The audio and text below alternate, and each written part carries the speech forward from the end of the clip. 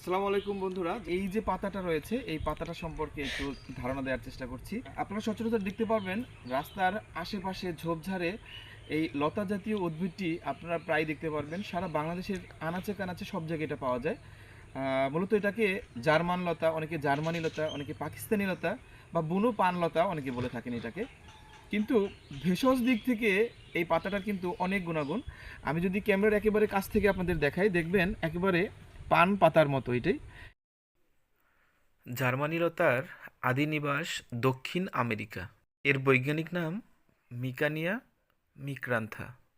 উজ্জ্বল ও ক্রমবর্ধমান এই লতাটি 80 থেকে 90 মিলিমিটার পর্যন্ত বৃদ্ধি পায়। এটা যদি আপনি এরকম করে তিন চারটা পাতা নিয়ে আপনি যদি এভাবে পিষে যদি কারো কোথাও যদি কেটে যায়, তাহলে এটা রস যদি আপনি সাথে সাথে